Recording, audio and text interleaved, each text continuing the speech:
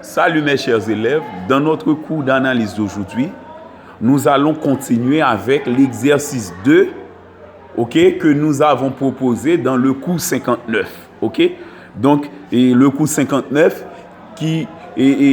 dans lequel on a défini la bijection réciproque, la composée de deux fonctions et la dérivée d'une fonction composée.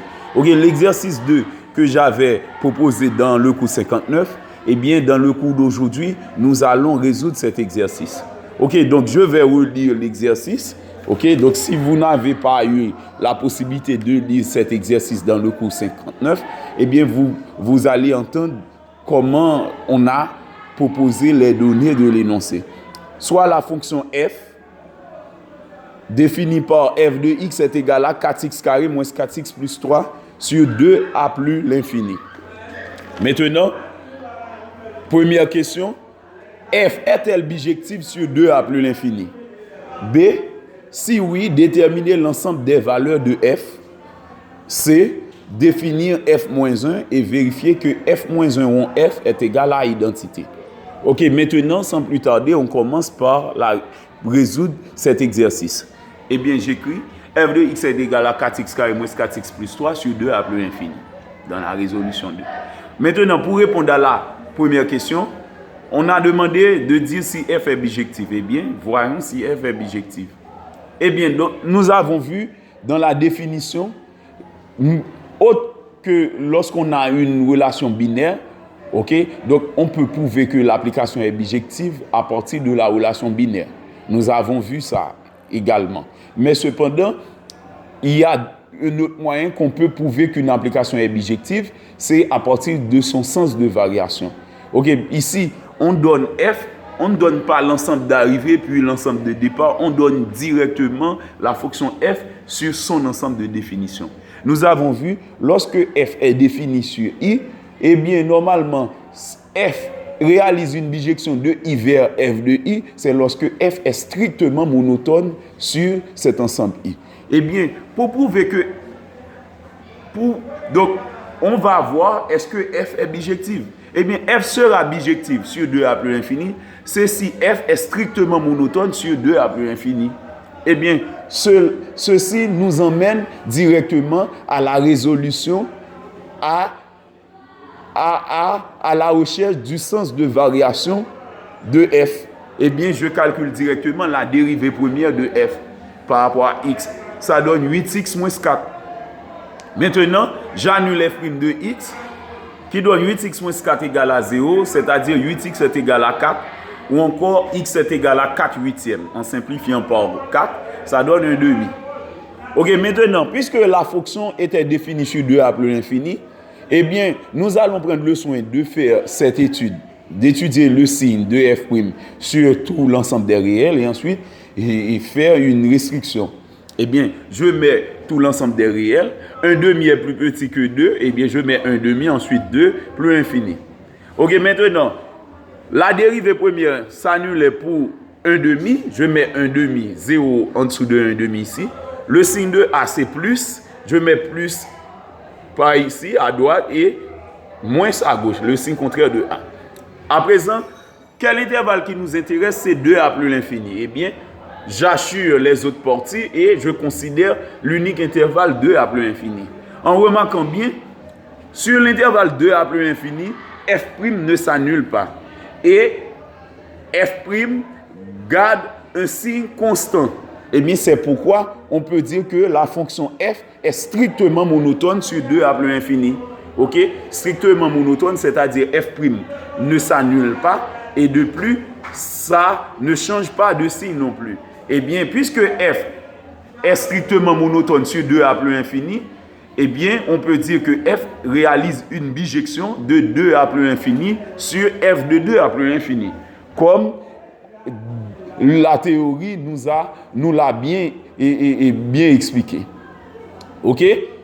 Maintenant, pour la deuxième question de l'exo, on a demandé de préciser, de déterminer l'ensemble des valeurs de f. Si oui, puisque f est effectivement bijective, je peux trouver l'ensemble des valeurs prises par f. L'ensemble des valeurs prises par f, c'est l'image. Par exemple, en 2, que donne f quand x tend vers 2 plus et quand x tend vers plus l'infini? Eh bien, je calcule directement la limite.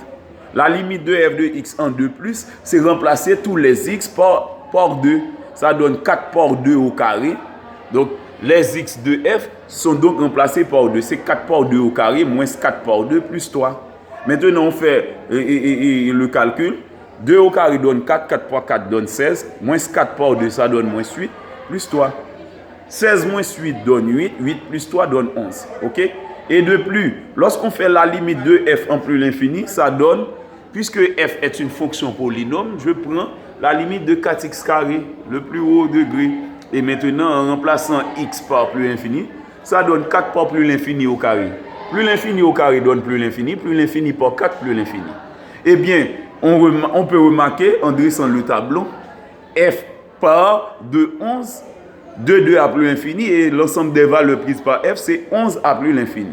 Ok? Eh bien, l'ensemble des valeurs de f, c'est 11 à plus l'infini.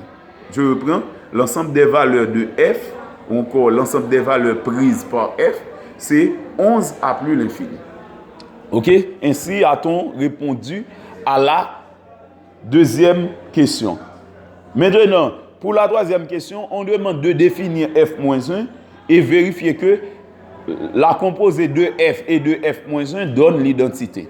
Eh bien, je commence par définir f-1. Nous avons appris dans la définition du cours 59, eh bien, nous avons appris que lorsque f est bijective, si f de x est égal à y, eh bien, c'est ça, et cette relation-là est équivalente à x est égal à f-1 de y. Ok? Où x est défini sur 2 à plus l'infini, qui est i, et y est défini sur f de 2 à plus l'infini, qui est 11 à plus l'infini. Eh bien, maintenant, si on pose f de x égale à y, eh bien, on va avoir directement 4x carré moins 4x plus 3 égale à y. Eh bien, il nous reste l'occasion de tirer x en fonction de y. Donc, ça nous emmène directement à résoudre une équation d'inconnu x. Eh bien, je cherche une façon beaucoup plus efficace et plus rapide pour ce faire. Eh bien, je cherche d'abord la forme canonique de f. Nous avons appris pour un polynôme du second degré, la forme canonique c'est f de x égale à a, facteur de x moins alpha au carré plus bêta. Je cherche alpha. La valeur de alpha, c'est moins b sur 2a. La valeur de b ici dans f, c'était moins 4. Eh bien, moins b devient plus 4. Sur 2a, a c'était 4. 2a devient 8. Donc, alpha donne 4 huitièmes, soit 1 demi. Et la valeur de bêta, c'est f de alpha. F de 1 demi. Donc, on remplace alpha x de f par 1 demi. Pour ce faire, on calcule f de 1 demi, on remplace par 1 demi, donc ça donne 4. 1 demi au carré, ça donne 1 quart, donc c'est 4 par 1 quart, moins 4 par 1 demi qui donne moins 2 plus 3. Moins 2 plus 3 donne 1. 4 par 1 quart donne 1. Eh bien, donc le résultat final donne 2. Donc la valeur de bêta, c'est 2. Eh bien, on remplace alpha et bêta par leur valeur. Donc on a f de x est égal à a qui est 4. Facteur de x moins 1 demi, x moins alpha au carré. Donc c'est x moins 1 demi au carré plus bêta qui donne 2. Ok, maintenant, on revient à la relation 1. On remplace f par sa forme canonique. Maintenant, on transpose. C'est 4 facteur de x moins 1 demi au carré est égal à y moins 2. Maintenant, on tire x moins 1 demi au carré, ça donne y moins 2 sur 4. Donc ici, on a une équation du second degré d'inconnu x. Mais cependant, ce qu'on peut remarquer, si x moins 1 demi au carré donne quelque chose, eh bien, les maths nous ordonnent, donc les maths empêchent les maths interdisent que le résultat soit négatif. Et le résultat ne doit pas être strictement négatif. Eh bien, le cas où y moins 2 sur 4 est inférieur à 0, c'est un cas à rejeter. Mais avant même d'être sûr, donc on doit être sûr que y moins 2 sur 4 est supérieur ou égal à 0. Ok, donc parce que au cas que y-2 sur 4 donne un nombre strictement négatif, eh bien l'équation n'a plus de sens. Eh bien c'est pourquoi j'étudie le signe de y-2 sur 4. Nous avons vu que y était dans 11a plus infini, qui est l'ensemble des valeurs prises par f. Eh bien, dire que y est dans 11a plus infini, c'est dire que y est supérieur ou égal à 11. Eh bien, en faisant y-2, on va avoir 11-2, donc y-2 est supérieur ou égal à 9. y-2 sur 4 est supérieur ou égal à 9k. Donc 9k, c'est bien un nombre strictement positif. Donc y-2 sur 4 étant strictement positif, eh bien l'équation a du sens à présent. Eh bien, puisque l'équation a du sens, eh bien à présent, pour trouver la valeur de x, je prends la racine carrée des deux membres. En prenant la racine carrée des deux membres, racine carrée de x moins 1 demi au carré donne valeur absolue de x moins 1 demi. Racine carrée de y-2 sur 4 donne racine carrée de y-2 sur racine carrée de 4 qui donne 2. Ok? À présent, on a une deuxième relation. Ok, maintenant, suivant l'étude que nous venons de faire, ok, l'étude que nous venons de faire, nous avons vu que x était sur 2a plus infini. C'était le domaine de définition de f. Dire que x est sur 2a plus infini, c'est dire que x est supérieur ou égal à 2.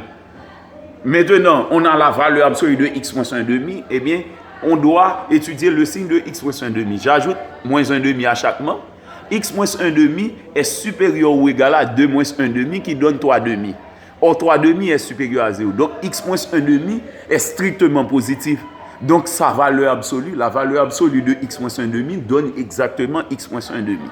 Ok? Parce que nous avons vu, lorsque x est positif, valeur absolue de x donne x. C'est pourquoi valeur absolue de x moins 1 demi donne x moins 1 demi, parce que x moins 1 demi est strictement positif.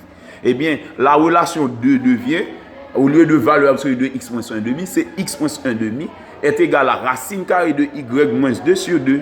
Et maintenant, on transpose moins 1 demi, eh bien, on trouve racine carrée de y moins 2. Racine carrée de y moins 2 sur 2 plus 1 demi. On fait le déno commun. C'est racine carrée de y moins 2 plus 1 sur 2. Ok? F moins 1 de y donne racine carrée de y moins 2 plus 1 sur 2. Ok? Donc, ça c'est f moins 1 de y. Parce que, suivant la définition, on nous avait dit que lorsqu'on tire x, la valeur qu'on trouve pour x, c'est f moins 1 de y. Et bien, puisque je trouve x est égal à cette valeur, et bien, je déduis que cette valeur, c'est f moins 1 de y. Et bien, puisqu'on a f moins 1 de y, on pourrait remplacer y par x, et bien, on peut dire où f moins 1 de x est égal à racine carrée de x moins 2 plus 1 sur 2. Ok? Donc, on a répondu à présent à une partie de la troisième question.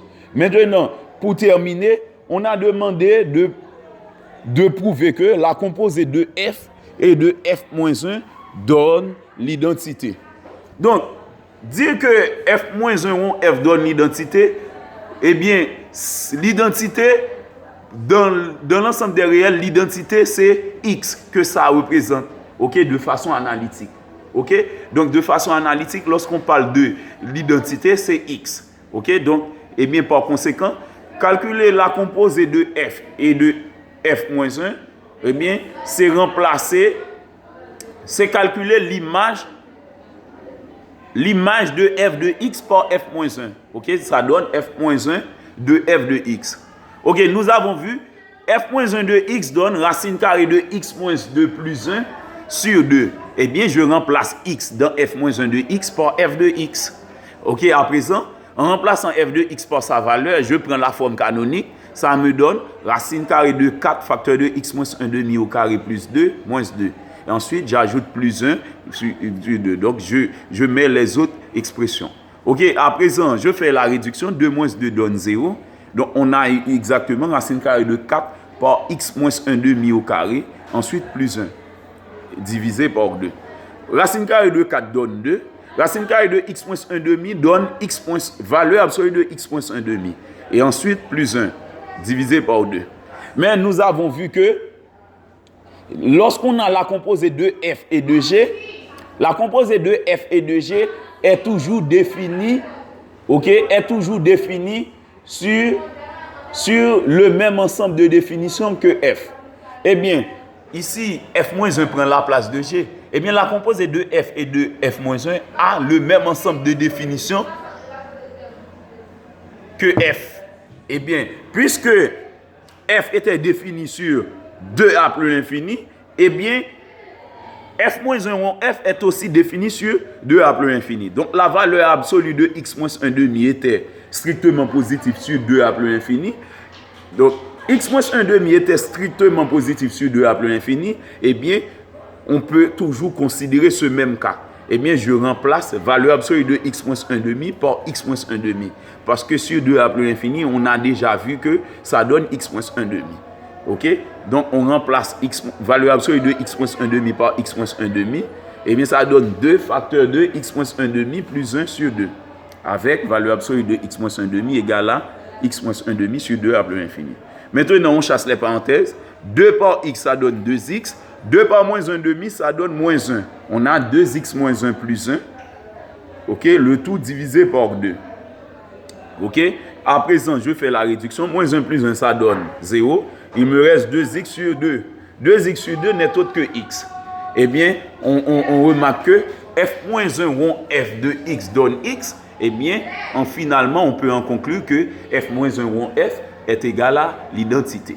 OK? Donc, si vous avez des questions, vous pouvez me les poser et je serai très content de vous les répondre. Merci et bonne journée.